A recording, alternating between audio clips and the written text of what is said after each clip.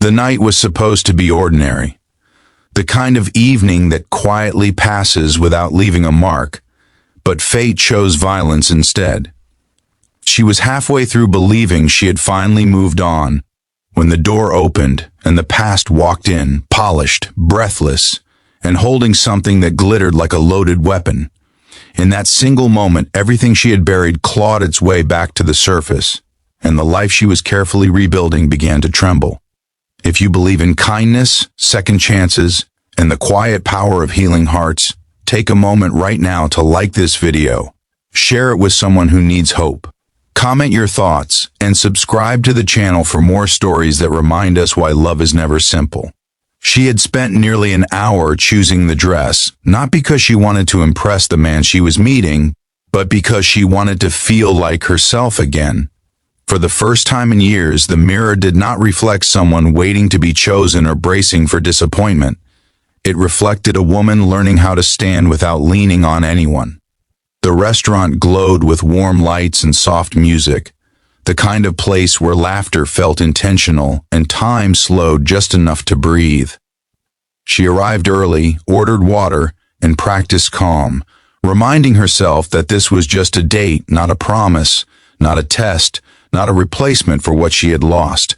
Her past relationship had ended the way many do, not with screaming or betrayal, but with exhaustion.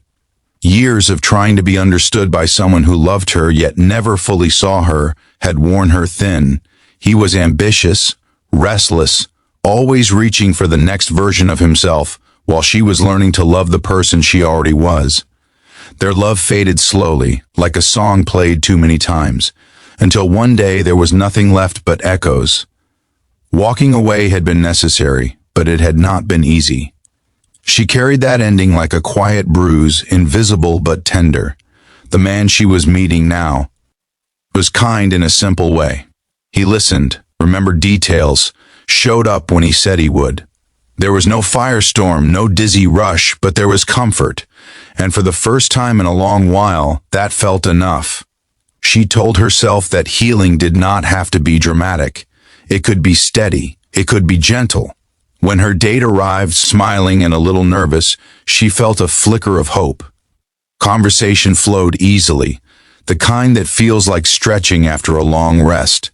They talked about work, favorite places, small dreams that did not demand sacrifice.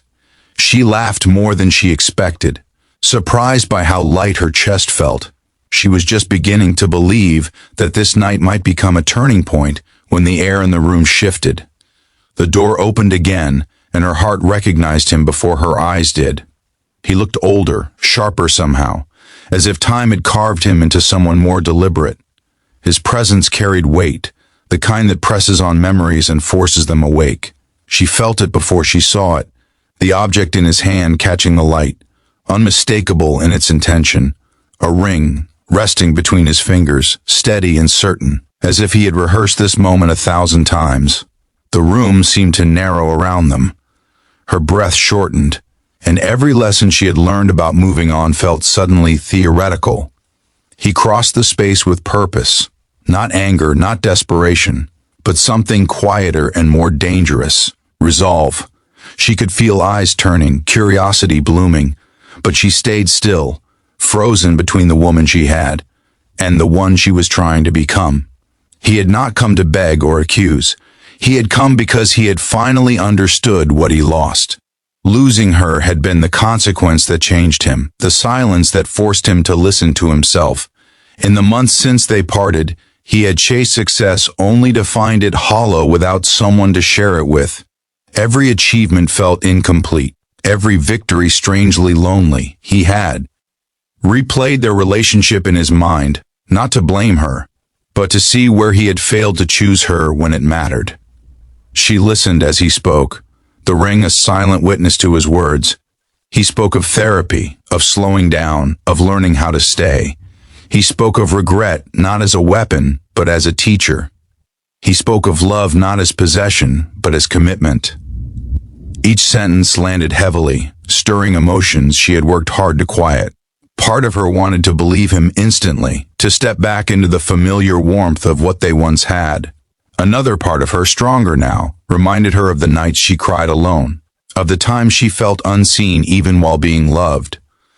Her date sat quietly, confusion flickering across his face, then something else, understanding.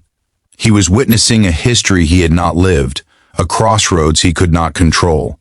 The kindness that had drawn her to him showed itself in his patience, in the way he did not interrupt or make demands. In that moment she realized how different this felt from her past, how calm did not mean empty, how steady could be powerful. The challenge was no longer about choosing between two men. It was about choosing herself. The ring represented everything she had once wanted, but wanting something in the past did not obligate her to accept it in the present. She had grown the space between heartbreak and healing. She had learned that love should not require shrinking or waiting. It should meet you where you are and walk beside you, not ahead or behind. She asked for time, not because she was unsure of her worth, but because she respected the weight of the moment. The restaurant no longer felt warm, but it felt honest. The night air outside was cool, grounding, reminding her that she was still in her body, still in control. She stepped away from the table, the city lights blurring as tears finally came, not from pain alone, but from the gravity of being wanted again by someone who once could not choose her. In the days that followed, she replayed everything. She remembered the love that had been real, the growth that had been hard, and the peace she had finally begun to feel. Her ex sent messages, not pushing, just present, honoring her request for space. Her day checked in too, not asking for answers, just offering kindness. She realized then that both men were showing her something important, but only one path felt aligned with the woman she was becoming. She met her ex one last time, not to reopen old wounds, but to close them properly. She acknowledged his growth, honored the love they shared, and thanked him for finally seeing her. But she also spoke her truth. That healing had taught her to choose consistency over intensity, presence over promises. The ring remained unaccepted, not as a rejection of him, but as an affirmation of herself. Letting go this time felt different. It felt complete. Walking away was still emotional, but it was no longer devastating. It was empowering. She returned to her life with a clarity she had never known before.